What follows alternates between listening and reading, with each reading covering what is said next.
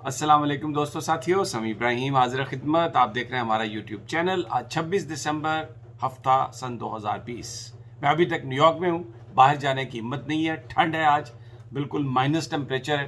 अंदर से ही, कमरे के अंदर से ही आपसे गुफ्तगू कर रहा हूँ, लेकिन ख़बरें बड़ी गर्म हैं। वेदर के कंट्रेरी ख़बरें बहुत गर्म हैं। मौलाना फजलुर रहमान का तो आपने सुन ही लिया होगा कि उन्होंने कह दिया कि जनाब वो 27 दिसंबर को 28 दिसंबर को वो मोहतरमा बेनज़ीर भुट्टो की जो बरसी है उसमें वो शरीक नहीं होंगे। वहाँ पर जमीयत उलमा इस्लाम का एक डेलीगेशन आएगा। जरदारी साहब ने उनको इनवाइट किया, लेकिन इसके बावजूद वो नहीं आए। पीडीएम के अंदर जो आपको दराड़ है वो अब नज़र आ रही है।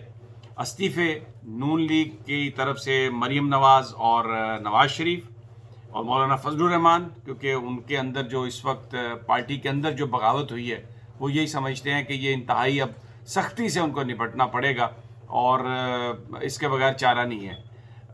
इमरान खान साहब ने ये बात कही है चकवाल में खुलकर कि फ़ौज के ऊपर इसलिए बात की जा रही है और कभी हिस्ट्री में ऐसा नहीं हुआ। बिल्कुल सही कहा इमरान खान ने ये बात कि अपोजिशन ने जिस तरीके से पाकिस्तान की फ़ौज को इस तरीके से एक डेमोक्रेसी में आड़े हाथ लिया है, उसका मतलब ही ये है कि वो जाएं प्राइम मिनिस्टर पर दबाव डालें और अपनी जान बचाने के लिए, अपनी इज़्ज़त बचाने के लिए कोई हमसे बात करे। लेकिन उनको अंदाज़ा नहीं है पाकिस्तान की फ़ौज असूल की जो बात है वो हुई है, जो मैंने आपसे कहा डायलॉग पे कंसेंसस है, जो इश्यूज़ हैं उनको रिफॉर्म करने के लिए, एनआरओ नहीं। और आज भी प्राइम मिनिस्टर ने ये बात कही है कि एनआरओ जो भी देगा वो गद्दारी होगी, इसलिए एनआरओ की कोई बात नहीं है, किसी तरह भी नहीं मिलेगी। और उन्होंने जो प्रेशर्स हैं उनका जिक्र किया है। खैर लेट्स सी, इस पे देखते हैं। लेकिन आज जिस पर बात होगी ना वो है एनआरओ। मैं अमेरिका में हूँ और पूरी दुनिया में मैं आपको बताऊँ ये जो करप्ट पॉलिटिशियन हैं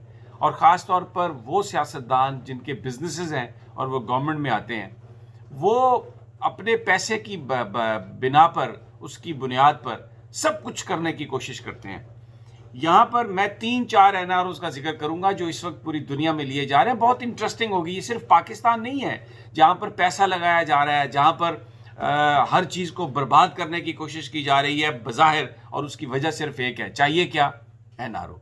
यहाँ पर मैं सबसे, आप बड़े हैरान होंगे, मैं जो आपसे बातें कर रहा हूँ आप परेशान हो जाएंगे। यहाँ पर अमेरिकन मीडिया ये कह रहा है, जो लोग समझने वाले हैं वो ये कह रहे हैं कि एनआरओ जो है वो प्रेसिडेंट ट्रंप जो इस वक्त डेमोक्रेट्स के साथ जो लड़ाई कर रहे हैं, और एक बड़ा उन्होंने यहाँ पर हवा खड़ा कर दिया कि 6 जनवरी को जो सेनेट का, कांग्रेस का जो इजलास होगा, क्योंकि उसकी सदारत जो है वो करेंगे वाइस प्रेसिडेंट पेंस, तो कि जनाब वो बिल्कुल इन रिजल्ट्स को ओवरटर्न कर देंगे, इन रिजल्ट्स को रिजेक्ट कर देंगे, उनके पास इस बात का इख्तियार है। वो ये सब कुछ क्यों कर रहे हैं? यहाँ पर लोग ये कह रहे हैं, मीडिया ये कह रहा है कि डोनाल्ड ट्रंप को एक एनआरओ चाहिए प्रेसिडेंट जो बाइडन से। एनआरओ जो बाइडन से, जो नए सदर हैं, वो क्यों चाहिए? क्योंकि प्रेसिडेंट ट्रंप ने अपने दौरे सदारत में इस किस्म के इल्लीगल काम किए हैं, इस तरीके के गैर कानूनी काम किए हैं कि उनकी वो सीधा जेल जाएंगे अगर उनको पार्डन नहीं मिलेगा। अच्छा, अब अमेरिकी कानून बड़ा ज़बरदस्त है। जो बाइडन जो सदर है वो अपने आप को पार्डन कर सकता है, यानी ये अमेरिका का कानून है, सबसे बड़ी जो दुनिया की डेमोक्रेसी है, कि अगर उनका सदर जो है वो अपने दौरे सदारत के इख्तिताम में कानूनी तौर पर अगर चाहे तो अपने आप को पार्डन या एनआरओ दे सकता है। उसके बाद जो 4 साल दौरे हुकूमत में जो कुछ भी उसने किया है उसको उसकी सज़ा नहीं मिलेगी, उसके खिलाफ केस नहीं चलाया जाएगा और उसको एनआरओ मिल जाएगा। लेकिन डोनाल्ड ट्रंप क्योंकि 2024 में इलेक्शन लड़ना चाहते हैं, दोबारा रिपब्लिकन पार्टी की जो है वो उम्मीदवार बनना चाहते हैं, और उन्होंने उस लिए कोई तकरीबन $1 बिलियन, ये मैं कह रहा हूँ मिलियन नहीं, $1 बिलियन जो पैक्स हैं मुख्तलिफ पॉलिटिकल एक्शन कमेटीज़, जिनमें सीईओज़, उनका कोई दामाद है, उनकी बेटी है, उनका कोई कज़न है, वो चंदा इकट्ठा किया है ताकि वो जो 2022 में जो मिड टर्म इलेक्शन होगा सेनेट और ऐवान नुमाइंदगान का, उसमें अपने पसंदीदा उम्मीदवारों को फंडिंग कर सकें, फिर और फंडिंग ले लेंगे। तो वो क्योंकि वो सदर का लड़ना चाहते हैं, इसलिए वो अपने आप को पार्डन करके, तो अपनी जो क्रेडिबिलिटी है उसके ऊपर फिर वो एक सवाल हो जाएगा, वो नहीं करना चाहते। तो ये जो सारा प्रेशर डाला हुआ उन्होंने کہ جی میں کورٹس میں جا رہا ہوں, میں یہ کر دوں گا اور میں تو نہیں جاؤں گا.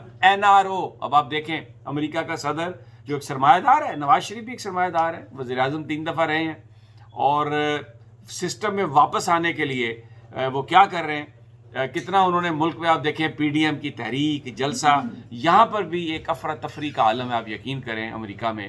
اور ٹرمپ کے حوالے سے ہر بندہ پریشان ہے کہ یہ 6 جنوری کو جو اجلاس ہونا ہے اس میں کیا کرے گا. تو NRO, بھائی جان ڈونلڈ ٹرمپ بھی ایک NRO چاہتے ہیں. اب دیکھیں اس کا کیا انجام ہوتا ہے, آنے والے دنوں میں پتہ چل جائے گا.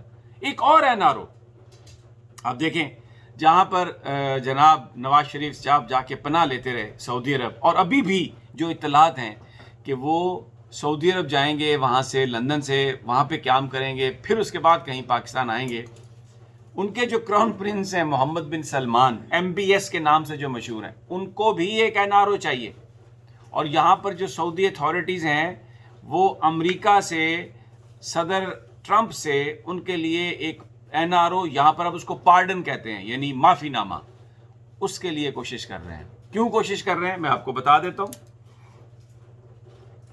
ایک سعد الجبیری یا الجبری, جو ایک ٹیررزم کے ان کے آفیشل تھے سعودی عرب کے, اور اسٹیٹ ڈپارٹمنٹ کے ساتھ کام کرتے رہے, کینیڈا میں رہتے تھے. انہوں نے کہا جی کہ مجھے قتل کرنے کی کوشش کی گئی ہے کینیڈا میں, لیکن وہ کوشش ناکام کر دی ہے. کینیڈین بارڈر ایجنٹس نے ان کو پکڑ لیا تھا, اور وہ پرنس محمد بن سلمان نے بھیجے تھے کہ ان کو اسی طرح مارا جائے جیسے عدنان خشوگی جو ہیں, جن کو مارا گیا ترکی کے قونصلیٹ میں, استنبول کے قونصلیٹ میں, سعودی قونصلیٹ. اچھا, اب یہ کوئی سال ڈیڑھ پرانی بات ہے, میڈیا میں آپ نے پڑھی ہوگی. اس پر وہ چلے گئے عدالت میں, انہوں نے لا سوٹ فائل کر دیا پرنس محمد بن سلمان پہ. اور جو بائیڈن ہے, انہوں نے یہ اعلان, پالیسی سٹیٹمنٹ ہے ان کی, کہ جو خشوگی ہے ان کے ساتھ جو کچھ ہوا, ان کی جو فیملی ہے اس کو انصاف ملے گا. اور یہ بھی وہ کہہ چکے ہیں کہ جناب جو یمن کے اندر جنگ ہے وہ انسانی حقوق کی خلاف ورزی ہے, ہماری وہ کوئی جنگ نہیں, اور امریکہ اس کی کوئی مدد نہیں کرے گا. سعودی عرب سے نہ آئل خریدے گا اور نہ ان کو ویپن سیل کرے گا, اگر ان کا جو ہیومن رائٹس کا حساب ہے وہ اگر برا ہوا تو. اب جناب سعودی اتھارٹیز نے یہ باقاعدہ لکھا ہے اسٹیٹ ڈپارٹمنٹ کو کہ جناب آپ پرنس محمد بن سلمان کو ایک پارڈن دیں, ایک NRO دیں, تاکہ خشوگی کے حوالے سے جو اس وقت جو بائیڈن بات کر رہے ہیں یا جو مقدمات چل رہے ہیں عدالتوں میں وہ ختم ہو. اور دوسرا جو سعد الجبیری کی طرف سے جو لا سوٹ ہے, اس میں پھر پرنس محمد بن سلمان ایک ڈیفینڈنٹ نہیں رہیں گے. اور اس کے حوالے سے میں آپ کو بتاؤں, یہ جو لا سوٹ فائل کیے گئے ہیں نا, کیونکہ ظاہر ہے سعودیز تو یہ کہہ رہے ہیں کہ جی اگر وہ جو سعد الجبیری کو اگر قتل کرنے کی بات تھی تو وہ تو قتل ہوا ہی نہیں, وہ تو کرائم ہوا ہی نہیں. اگر کرائم نہیں ہوا تو کیس کیسے چل سکتا ہے, سزا کیسے ہو سکتی ہے؟ تو اس لیے اب آپ اس کو آپ ختم کر دیں. 2 قانون ہیں کہ اگر امریکہ سے باہر بھی اگر کوئی اس طرح کا واقعہ ہو جائے تو 2 قانون ہیں امریکہ میں جس کے تحت امریکہ کی عدالتوں میں کیس ہو سکتا ہے. ایک تو یہ ہے ٹارچر وکٹم پروٹیکٹ ایکٹ, اور دوسرا ہے ایلین ٹارٹ اسٹیچیوٹ. یہ 2 قوانین انہوں نے سعد الجبیری نے یہ ان کو بنیاد بنا کے تو یہ کیس کیا.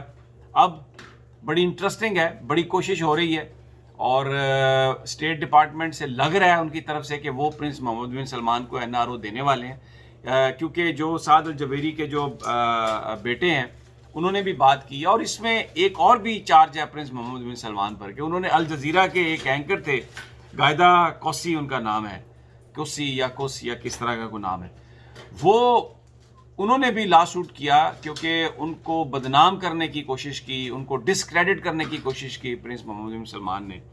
اور جو سعد الجبیری کے اب جو فیملی ہے اس کو سعودی عرب میں ڈیٹین کیا گیا, ان کے 2 بچوں کو, اور سعد الجبیری یہ کہتے ہیں کہ یہ ان کو بلیک میل کرنے کی کوشش ہے. ان کا ایک بیٹا یہاں پر موجود ہے ٹورنٹو میں, اور وہ کارڈیولوجسٹ ہے, بڑا بیٹا.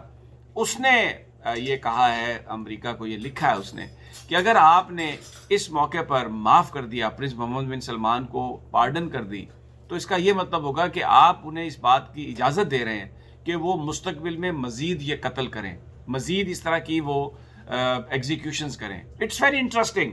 میں نے یہ تو اب اسٹیٹ ڈپارٹمنٹ اور سعودی عرب کے بیچ معاملہ ہے کہ کیا ہوگا، کیونکہ جو سعودیز یہ الزام لگاتے ہیں کہ یہ سارا جو سعد الجبیری نے یہ $11 بلین ان کو دیے گئے تھے ٹیررزم کا، کیونکہ یہ ہیڈ تھے اس کو اس مد میں، اور انہوں نے پیسہ بنایا ہے، اس میں مال بنایا ہے، اور جب ان کو پکڑا گیا اس مال بنانے پر تو انہوں نے آ کے یہاں پر یہ ڈرامہ رچا دیا ہے کہ جناب مجھے قتل کرنے کی سازش اور پرنس محمد بن سلمان پر الزام لگایا ہے. سعودی حکام کی یہ کہانی ہے.